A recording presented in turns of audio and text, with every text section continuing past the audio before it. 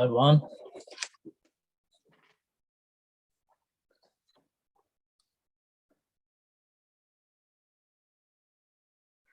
You're live. Assalamu alaikum wa rahmatullah. A'udhu billahi minash shaitanir rajim. Bismillahir rahmanir rahim. Alhamdulillahi rabbil alamin. Wassalatu wassalamu ala rasulina Muhammadin wa ala alihi wa sahbihi ajma'in.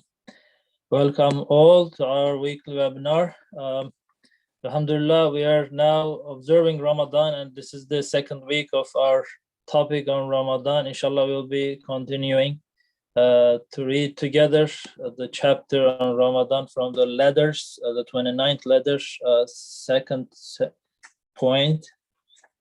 section. So inshallah, for those who wants to follow us from their books, it's again the 29th letters, second section, the chapter on Ramadan. This week, inshallah, Colin Hocam will be joining us, and Muammer Abi from Stores, Connecticut, inshallah, will be try to understand together.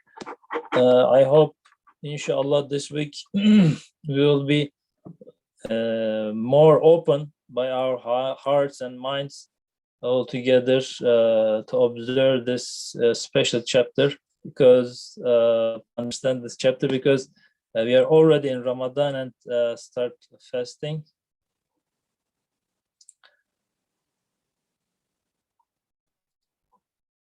The chapter starts with this verse mentioning the Ramadan related to Quran. Bismillahir Rahmanir Rahim. شهر رمضان الذي أنزل فيه القرآن هدى للناس وبينات من الهدى والفرقان.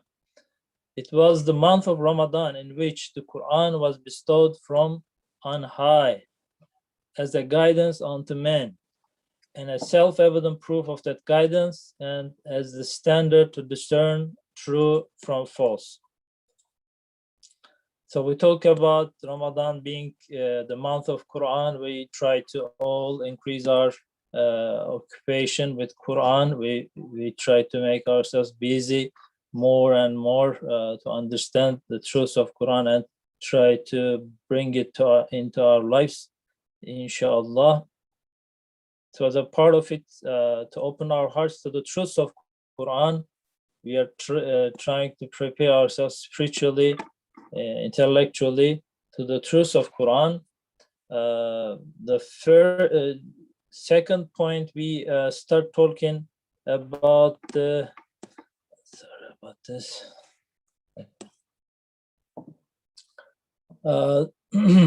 Ramadan being the part of one of the most important part of Sha'air, the marks of Islam.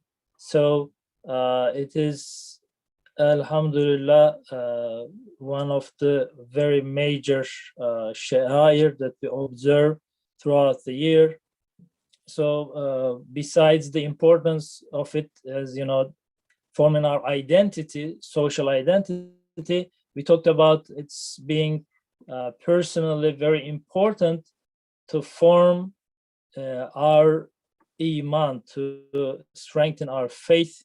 Brother Mustafa was with us, and he gave the example of, for example, the prayer of rain, and how a child, when goes together with his parents, her parents, to the observation of the prayer, so he understands that this is a very strong lesson of Tawheed for him or her.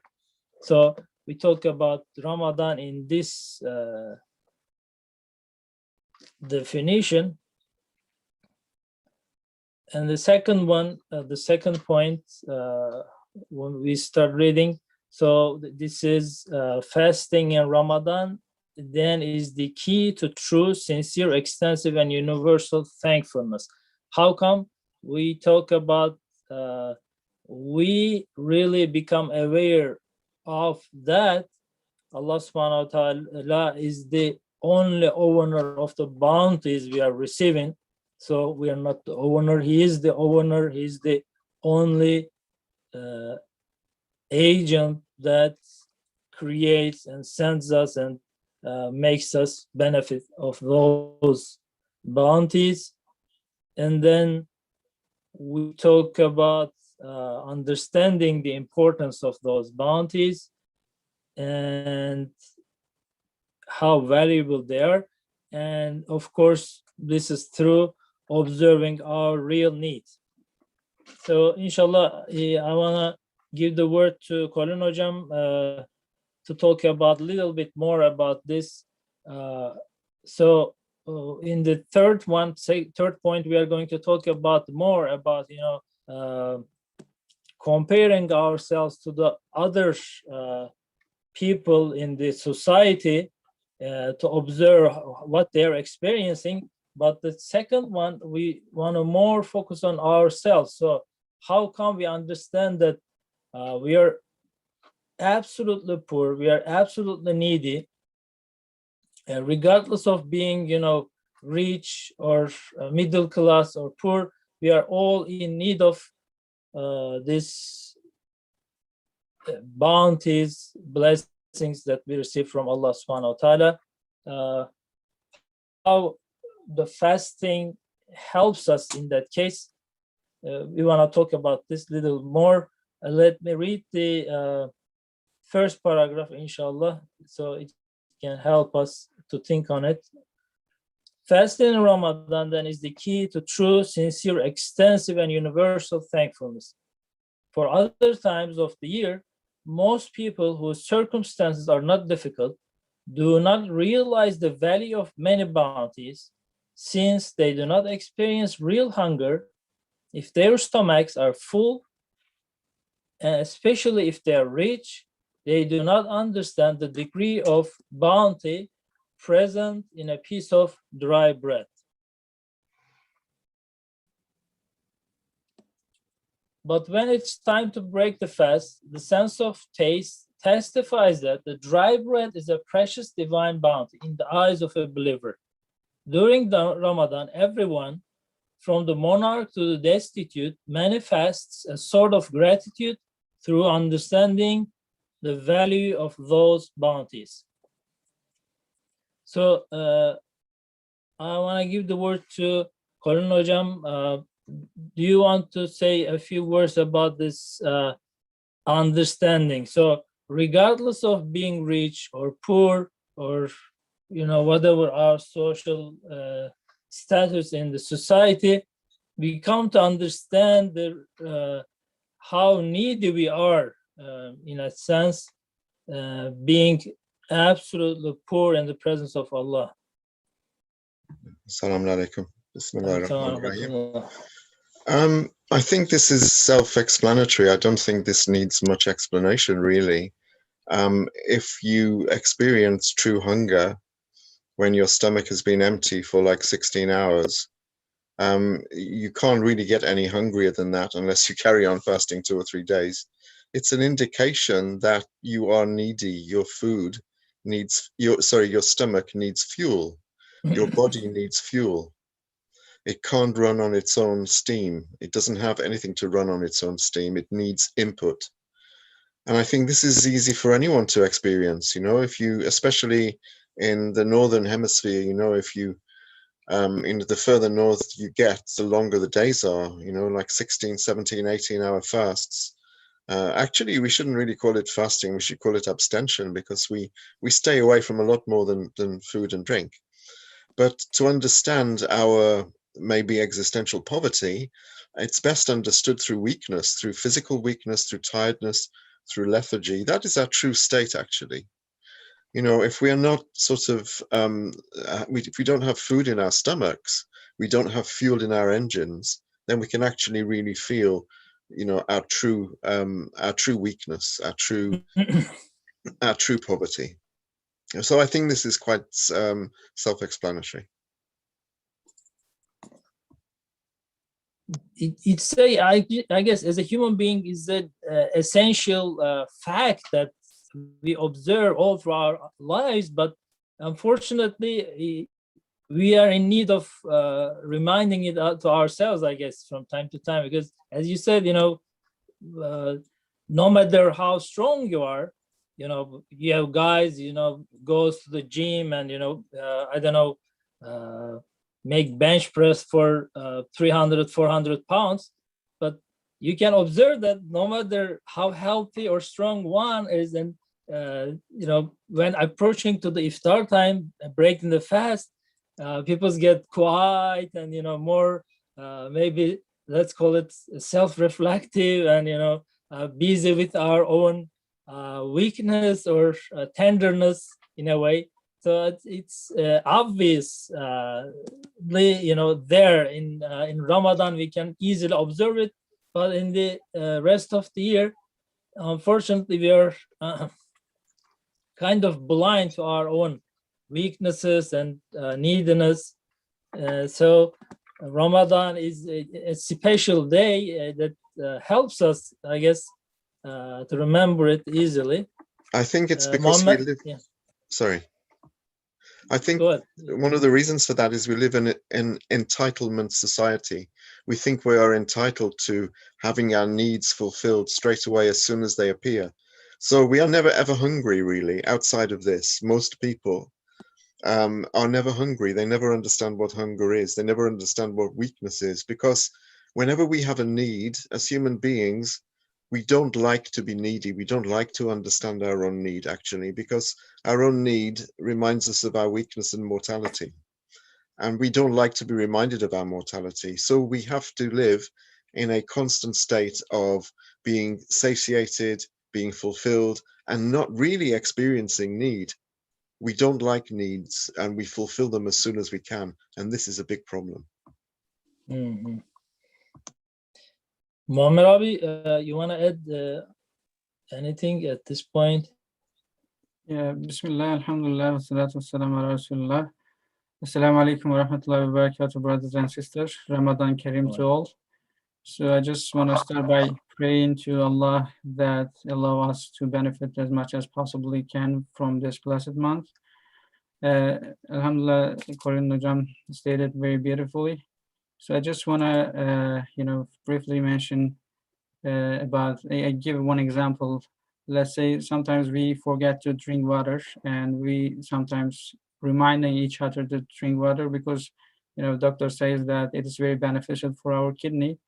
But let's say if we go out in a sunny day and work under the sun, so we get thirsty, and then we feel our need, and then we feel the value of the water, under the sun. But if, let's say, under the air condition, or if we are not working outside, even the most essential things, which is water, most of the time we are not understanding value of those bounties. So Ramadan is very great opportunity for us to get benefit, to understand our real, our neediness, our powerlessness. May Allah help us to understand it better, inshallah.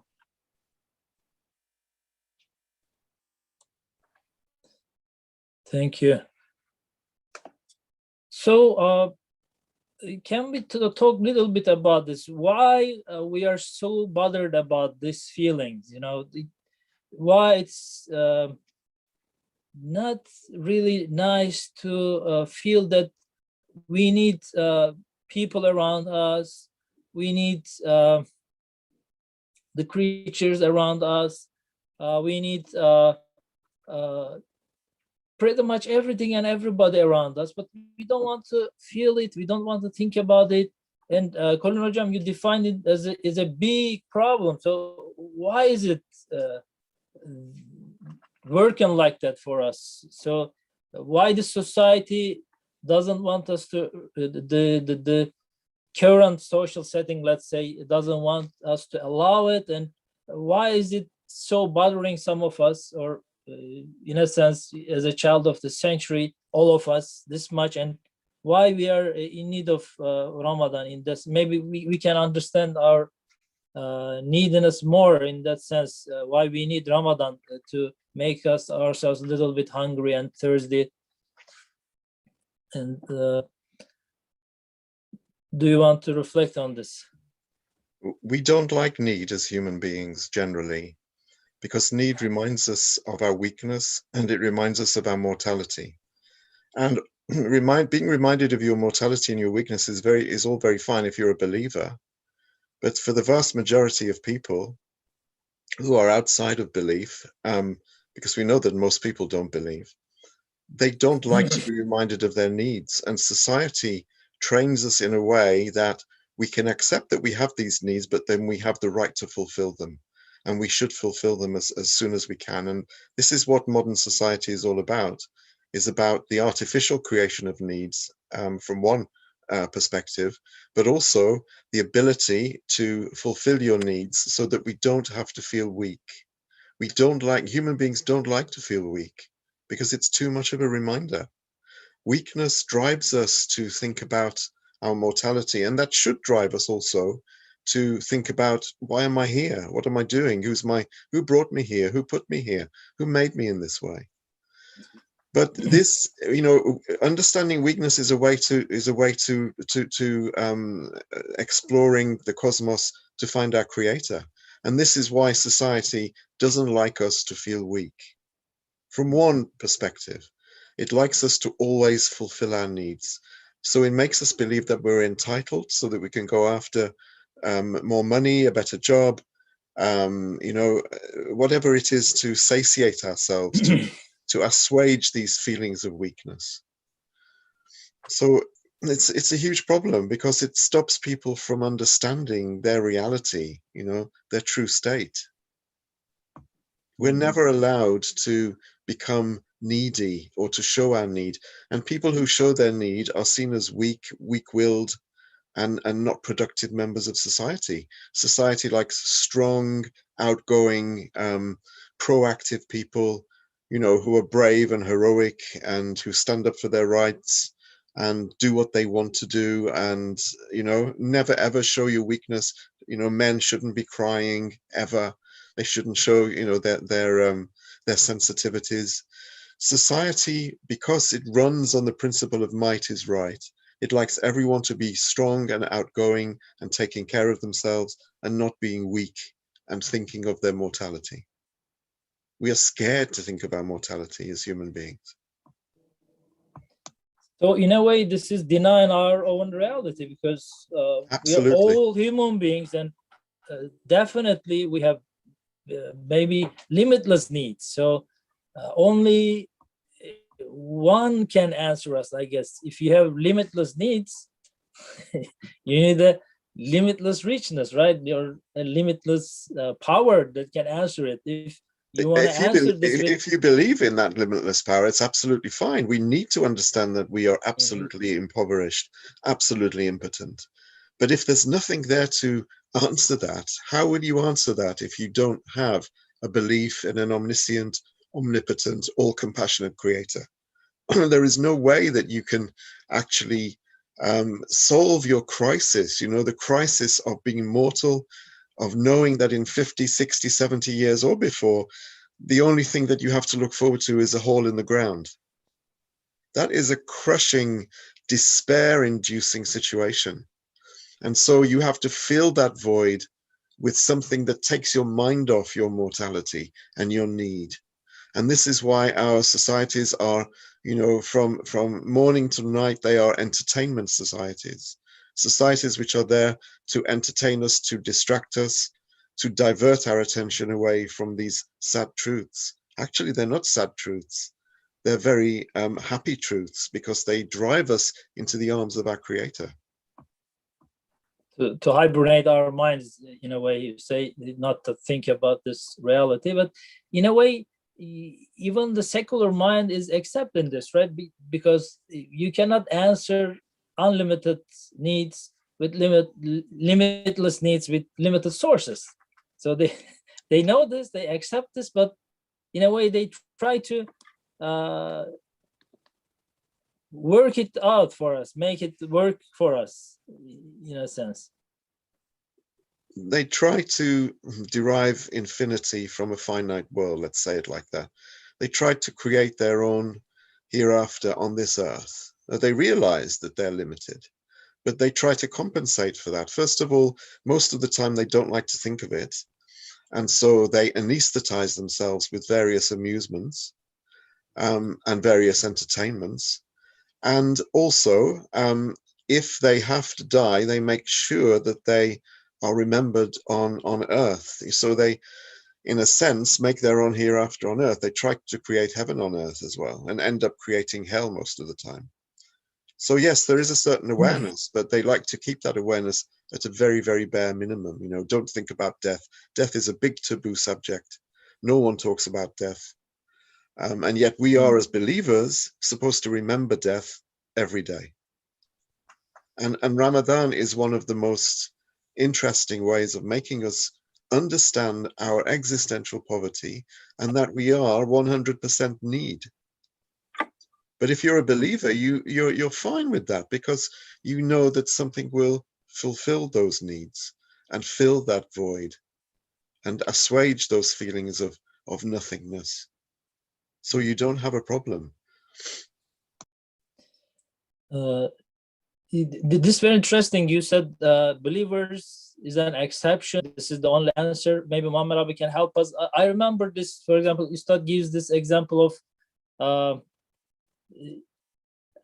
mother and child relation, you know, taking refuge in the compassion of the mother. So for limitless needs, it's only a unlimited source that can help us in that sense, right? So if you just compare from, you know, little examples, let's say we are so hungry, but now we are back home, mom's kitchen, or we went to visit this grandma or the compassionate aunt we have. So the more hungry I am, the more enjoying ourselves. It's irony. It's, you know, with the modern mentality, it is, you know, contrary to each other. How come being more and more hungry is more pleasurable? Because I trust that now I'm gonna be satisfied, right? So, Muhammad, you want to say a few words in that sense? Maybe you can help us how this relation works. It looks opposites, but for a believer, it works completely fine, you know, in this sense, contrary to the modern teachings of the society. Yeah, I think as Ustad said at the beginning, you know, so if we are hungry, then we understand the value of a dry bread. Why? Because it gives us that pleasure, you know, I need it. But if you are full, even if you eat the best baklava, it's not giving you any taste, and you are and since it's not giving you the good taste, then you are trying to, you know, put ice cream on top of it, or you are trying to, you know, find different way to get benefit.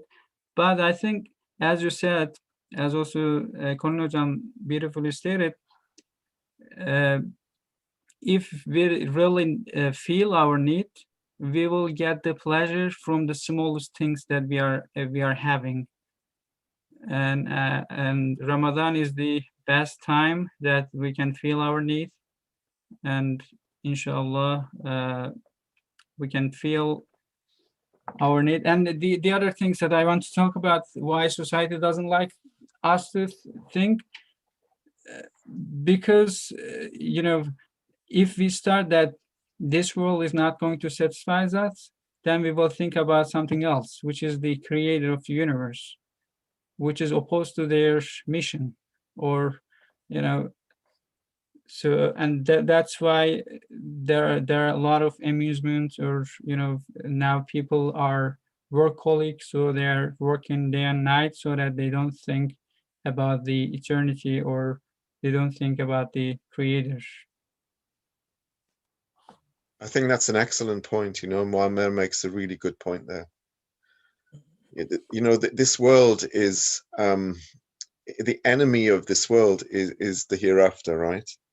For people who don't believe. So the notion that we cannot fulfill our needs in this world is anathema to them. You know, they can't understand this. They don't want to understand it. It's very dangerous for people to feel that this world is not enough.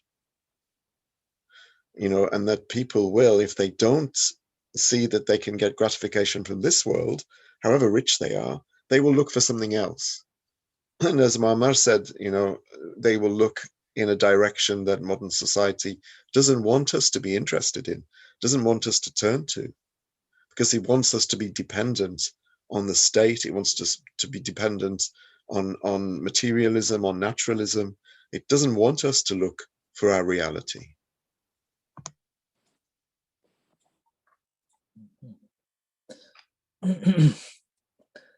Thank you. So it's more about understanding our own reality. In short, if I want to summarize my takeaway from this second point, it's more about observing, experiencing our own reality. Let me repeat this part again. Fasting in Ramadan then is the key to true, sincere, extensive, and universal thankfulness. In another way, we are unable to observe this real thankfulness in full. For at other times of the year, most people whose circumstances are not difficult do not realize the value of many bounties, since they do not experience real hunger. If their stomachs are full, and especially if they are rich, they do not understand the degree of bounty present in a piece of dry bread. But when it is time to break the fast, the sense of taste testifies that the dry bread is a precious divine bounty in the eyes of a believer. During Ramadan, everyone, from the monarch to the destitute, manifests a sort of gratitude through understanding the value of those bounties.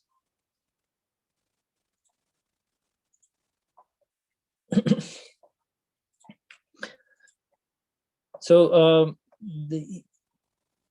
he talked about understanding the value of those bounties. I guess unless we really feel that need, it's impossible, right? Otherwise, in the modern society, there are many examples of this, but one is stick in my mind, so I want to just share it. Maybe it might be helpful. I met this friend, so he's not Muslim, but he's buying gifts to his children in special days. I don't know, Thanksgiving or whatever, Christmas Day. So he was complaining that he can never make them happy because otherwise they have all those things in the other time of the year, I guess, to just enjoy it all through the year. So for them, any gift is valueless. In a way, he was feeling like that. This was very interesting to hear that in that context. So because even those very special things makes us happy, now becomes valueless and less important for us. That's very interesting. That is an interesting point. Yes. This is why we have to have more and more, It's like drinking seawater, you never can get enough. You become thirsty and nothing will ever satisfy that thirst. So you have to keep drinking and drinking and drinking just in the hope of becoming satiated. And of course that causes physical death in the real world, but in the analogical world, it causes spiritual death because we can never ever get satisfaction from this world, but we go on trying. Something has to happen for us to break that cycle and to understand our reality. Ramadan is one such thing, but this is for believers. Something has to break that cycle for unbelievers as well. There was an interesting question at the chat. I want to mention it. So I guess they asked about why it's opening the gate to the universal thankfulness, especially universal. Is it related to our unlimited needs? So when we understand our needs are limitless and we kind of need everything and anything around us, is it a key to universal thankfulness? How can we understand it? This is opening the gate to a universal thankfulness. I'm not Muammer, sure. or Yeah, maybe Muammar can answer because I can't answer that. I think you can do Kamil Hocam much better than me. But yeah, I think we feel that need, that we need the smallest things. Maybe because everybody or every Muslim also fasting with us, it's kind of universal, you know, since I need this, everybody need this. And then we can understand the animal need sustenance, you know, everything needs sustenance. So it may open up a door to us to see, you know, all the creation need Allah's mercy. And one thing that I mentioned, Colin Hocam said that, you know, Muslim has Ramadan, but Ustad says that Ramadan is a key. So Ramadan itself is not going to do anything. It is a key. If we use that key in a proper way, then we can, you know, open the doors or the treasuries. Otherwise, you know, many Ramadan passes. Most of the time, nothing change in our society. But we need to use that key to open those sincere, extensive, and universal thankfulness. thank you. At this point, I want to remind our volunteer contributors, if they want to add anything, they can just raise hand so we can unmute them. They can. I will appreciate any reminding at this point, or they can just write through the chat. Let me continue.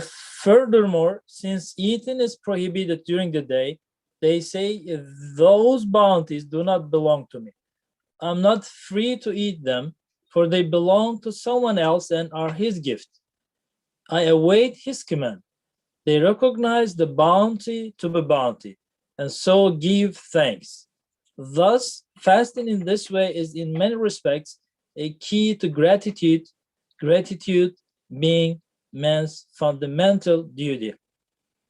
I want to focus on two things. So in the first point, we talked about, you know, these blessings are from only Allah, not ours, and in the beginning of second point too.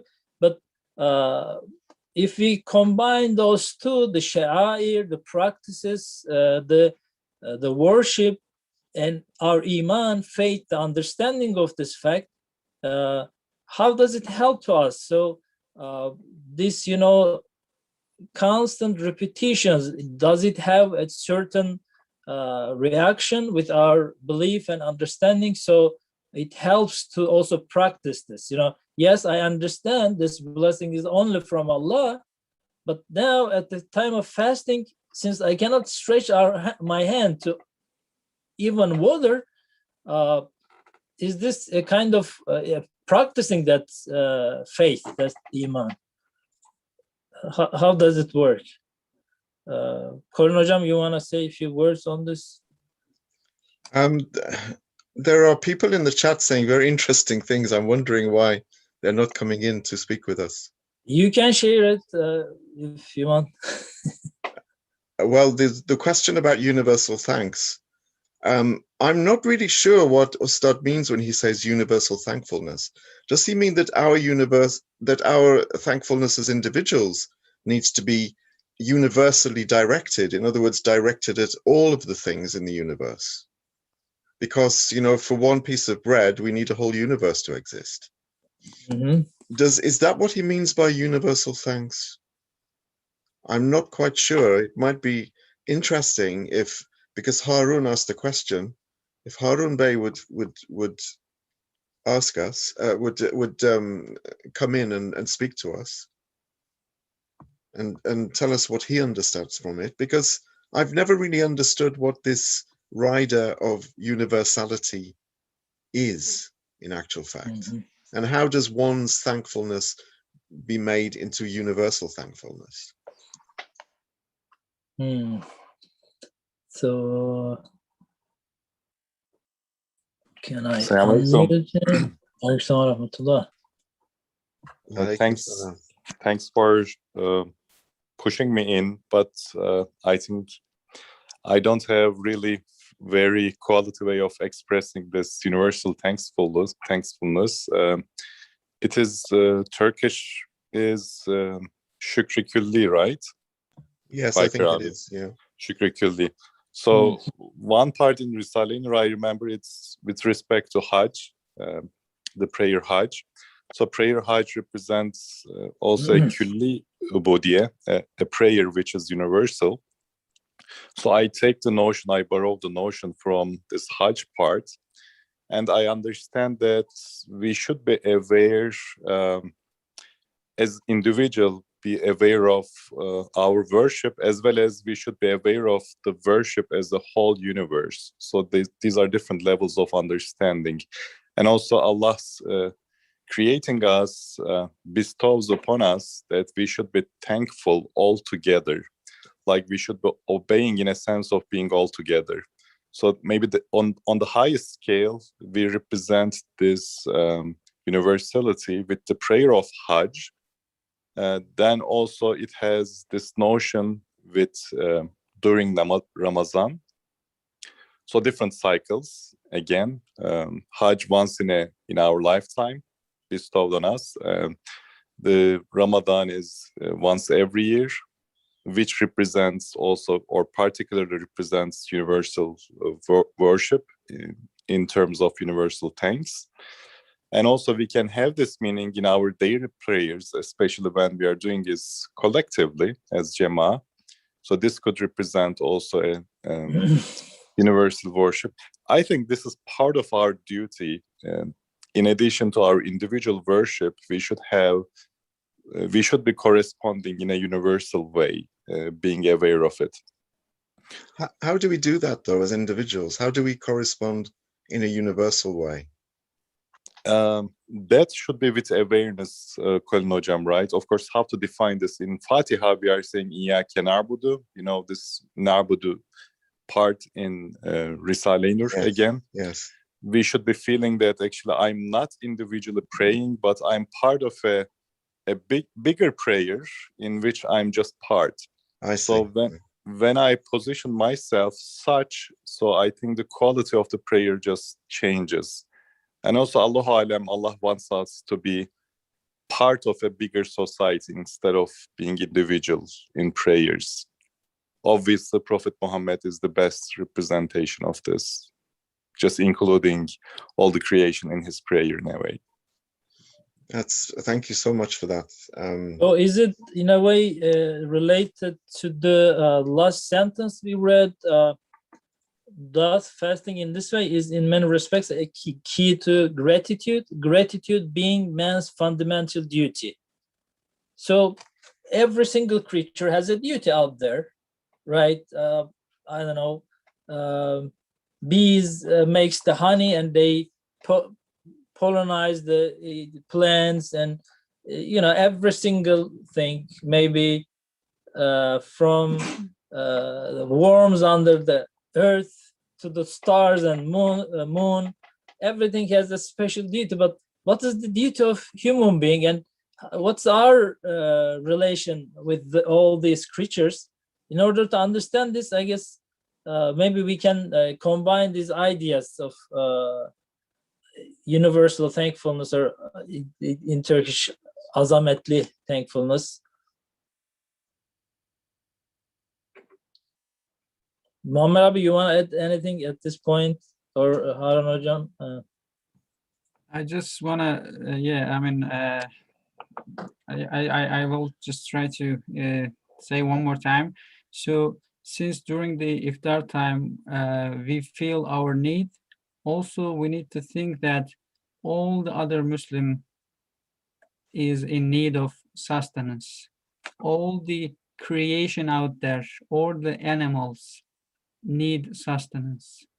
So when we feel our need, also we can make this connection. Of course, it depends on our level of iman, as Harun Abi said, so if we make that connection, we can understand, oh, Allah is the all merciful.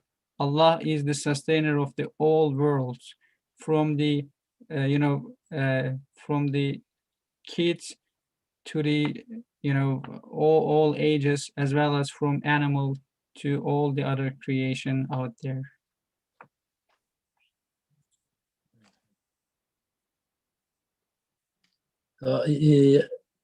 I'm not able to read each one of the remindings in the chat part, but thank you for reminding us that.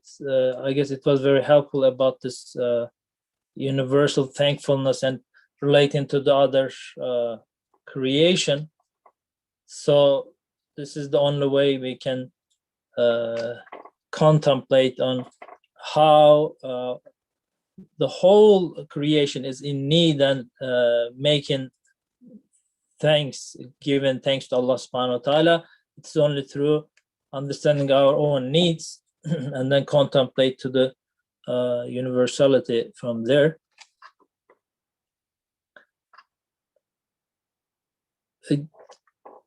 So is it obvious, or we need to talk about this? Is this real, only human beings' duty, or who can, in a way, contribute to it? Maybe my question was not very clear, but do you want any more sayings on this gratitude being man's fundamental duty? Why is it human beings' fundamental duty?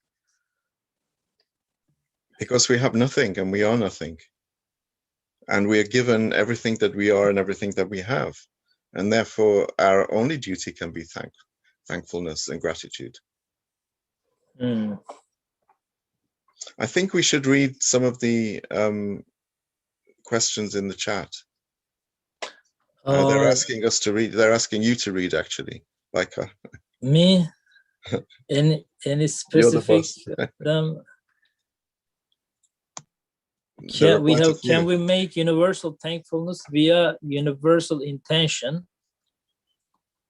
So it's related to our intentions also, in the sense, doesn't the topic of the tahiyyat look and explain that part? The second is that I remember any name that I have found in any part of creation to another. As the creator is the same, please. Yeah. Okay. Let me go through. I think that was an attempt to understand universality, if I'm not mistaken. I think the Shahrani family are saying that if you see a name reflected in one part of the universe and you see the same name reflected in another part, you realize that the whole of the universe is under the the loving attention and care of our sustainer. The wahidiyya seems to come out there, the oneness, the unity of God, rather than his ahadiyya, rather than his unicity. So maybe that sense, this universal thankfulness, I think, is an awareness of the fact that we are only one out of a whole cosmos that is, the object of divine attention. And also, in a sense, we can take it upon ourselves to thank on behalf of the whole of creation, which is what the Prophet does anyway. So we recognize the need of the whole of the cosmos, the whole of creation. And with that awareness, we thank our Creator that, look, you're not just giving me this, you're not just favoring me with, these bounties, you're favoring the whole of creation. And I have to thank you because, for one bounty to come my way, the whole of the universe has to exist. We know this, through the Prophet's dua, through the Qudsi hadith, lawlaka ma khalaqtul aflak, where Allah is saying to you, to the Prophet, if it were not for you, I would not have created the heavens and the earth. So this whole idea of wahidiyya, that divine unity, is showing us that the whole of the universe is in the same situation as we are as individuals. So maybe that can increase our thankfulness, because for one bounty to exist, the whole of the universe has to exist. So for you to be gratified and satiated, a whole cosmos has to exist. So the cosmos is created for you as an individual. Mm-hmm. Thank you. And let me go through the part at the chat. I can see universal thankfulness in two ways. One is actually an answer to the question of evil suffering, since Allah is taking care of me and I'm no more special than anyone else. He must be taking care of everyone, so I can even be thankful through others. There was also, I guess, we talk about this this question. I'm also considering if I'm learning to be universally thankful in Ramadan, as I come to see that even dry breath should be a sign of ultimate loving care. What will I do if one day I lose my material wealth or my health? Will I be universally thankful for even my breath that remains? Yes, because it's something. And you're still alive and you're still able to appreciate your creator. Because that wealth is not yours anyway. That wealth that you've lost and that health that you've lost is not yours. So it's in a way lacking humanity to be just concerning about myself and not really caring anything else in the universe. It's kind of, I'm not fulfilling being a human being, right? In that sense, it's against the nature of human, how Allah created us. Just I don't know if I can say that simple, make it that simple. And another command in the chat. It's spring now, and subhanAllah, I can see Allah's miracles all around us with all trees and flowers blooming so beautiful. This makes me in awe and gratitude to Allah. Thank you. Inshallah, I want to continue on the third point if time allows. We have little more time. One of the many instances of wisdom in fasting from the point of view of man's social life is as follows. Human beings have been created differently with regard to their livelihoods. In consequence of this, Allah subhanahu wa ta'ala invites the rich to assist the poor so that through the hunger experienced in fasting, they can truly understand the pains and hunger which the poor suffer. If there were no fasting, many self-indulgent rich would be unable to perceive just how grievous are hunger and poverty and how in need of compassion are those who suffer them. Compassion for one's fellow man is an essential part of true thankfulness. Whoever a person is, there will always be someone poorer than himself in some respect. He is enjoined to be compassionate towards such a person. If he were not himself compelled to suffer hunger, he would be unable to give the person through compassion the help and assistance he is obliged to offer. And even if he were able, it will be deficient, for he would not have truly experienced hunger himself. Again, I guess if you think this together with the second one, this is all about understanding our own neediness, our own reality, and those poor people actually helping us to understand our reality. It's not, just, how poor they are or having pity on them, but it's really helping me, assisting me maybe to understand my reality better. If I don't really experience that, if I don't really contemplate it by observing it, by really experience it, it would be impossible for me to just understand my reality, my absolute neediness. This is how I understand it. I don't know, Muhammad, do you want to say a few words on this?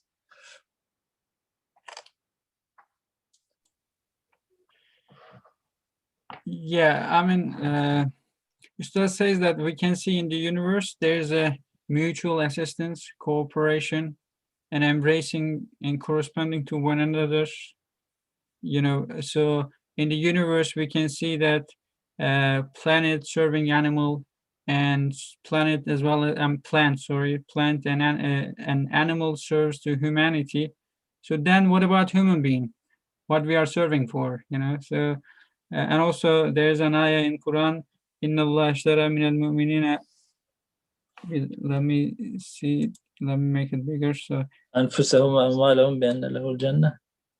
no, sorry. يا أيها الناس إنا خلقناكم من ذكر وأنثى وجعلناكم شعوبا وقبائلا لتعارفوا. That is, I created you as people, nation, tribe, so that you may know one another and the relation between you in social life and assist one another. So this is our fundamental duty. So we need to assist one another. So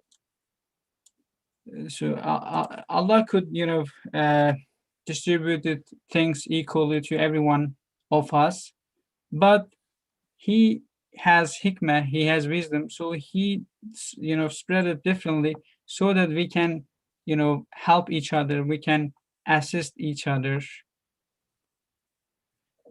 You know, it is an obligatory upon us to assist one another, and so we might, you know, there is a theory and experimental part of things. We might have a sympathy towards the poor people, but if we don't really experience that, it is just a theory. So if a theory doesn't, you know, prove by experiment, it's not that word of thinking. So during the Ramadan, so we feel the need, or we feel that hunger, then we can have sympathy towards those poor peoples. Mhm. I think that's the exact word which is correct there, Muammar, is sympathy. We know that fasting is not just about abstaining from food and drink. It's not a diet. It's not a health regime. You know, it's for us to understand something. And one of the things it's for us to understand is, you know, through sympathy, is the hunger and the weakness of other people, you know, those who don't have food every day as we do, you know, to break our fast with. It's to incite these feelings of sympathy rather than empathy. We can't empathize with anyone really, because empathy means understanding exactly how other people feel, and we can't do that.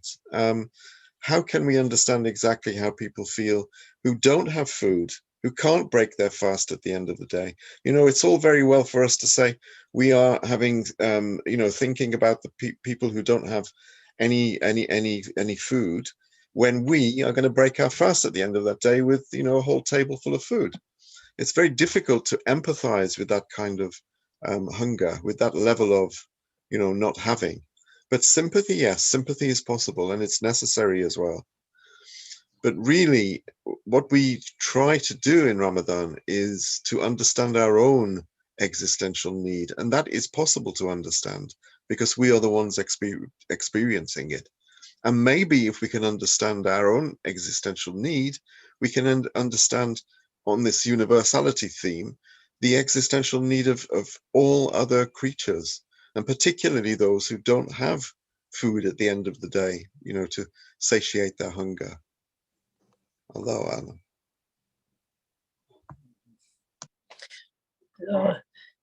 I don't want to make it more complicated, but it's very, I guess, it's simple enough to understand it. Alhamdulillah. As you said, maybe we are not fully able to acknowledge it, since we have all these, you know, full tables at the end of the day in the iftar time. People there out there, you know, have been fasting for 3 days, 4 days during the whole Ramadan without enough food or nutrition. Maybe it's not a full experience of it, but at least gives us a taste of it. But I guess also this is how it works for us, you know, unless we make that comparison, for us it's kind of impossible to understand this absolute neediness. We start there, I guess. This is a starting point. Oh, I have this, but he doesn't have it, or I have that, they don't have it. So this is how we our whole system works, I guess. Unless we make this small comparisons, we can't just contemplate to the whole. So right. it starts there, actually. Yeah, you're absolutely right. Yeah. It's a start. It's a platform, you know, and from that platform we can spring into higher understandings, hopefully. I think we should work on it to better understand. You know, when I was in village, so I was working outside, so I don't had the problem of losing weight, you know. But now in here, so to be able to lose some weight, I need to go gym, or I need to do some exercise, just like that. Yes, Alhamdulillah, Allah gave a lot of blessing to us, but maybe we should try to eat less during the iftar or during the sahur, so that we can understand a little more the neediness of the poor, as well as, of course, neediness of ourselves. I think that's an excellent point. Most of us overeat during Ramadan and put on weight. You know, we don't fast properly. You're absolutely right. Definitely, I want to also share my own experience. We used to go to fishing and young age, and then you wake up 4 a.m. and go out there. When the sun starts rising at around 8 to 9 o'clock, it's time for breakfast. So you bring some dry bread that's like hard as rock. If you can't even bite it easily, but it was like tastier than baklava for me. I really still remember well how tasty was that. But unfortunately now, in the iftar time, we have everything on the table. We are so hungry, so I stuff myself, and then at the sahur, I'm gonna be hungry during the day, so again do the same thing. Most of the time we don't have the chance to really experience this fact, this reality out there. So thank you for sharing this moment, Rabi. We kind of at the end of our time. Any remarks, any addition to what we already discussed? No, not for me. Yeah, we couldn't go on to the fourth one. Maybe inshallah next week we can go through more.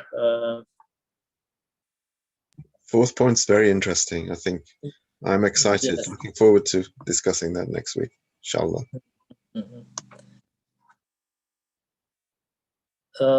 So let me read a couple of more parts from our chat. Also, slowly chewing our food and appreciating every bite is a good idea. I think neediness and thankfulness has to be universal, or else it's not complete.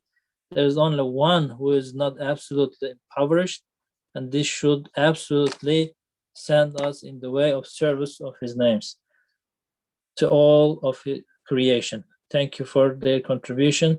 I know that the Shahrani family, it's difficult for them to speak because they have, mashallah, lots of children, I think. Yes, but alhamdulillah. one spokesperson from that family should definitely speak to us, inshallah, next week. Inshallah. Muammar Abi, do you have a special Ramadan prayer for us, inshallah, to close? If anybody else doesn't want to add anything at this point, so inshallah we will continue from the fourth for next week. You can make it back up, inshallah.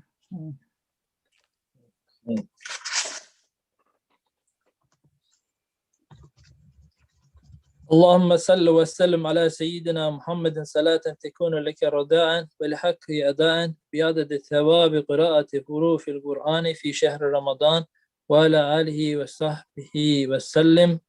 اللهم اجعل ليلة قدرنا في هذا رمضان خير من ألف شهر لنا ولا ترتب سائر النور سبحانك سبحان ربك رب العزة عما يصفون وسلام على المرسلين والحمد لله رب العالمين الفاتحة.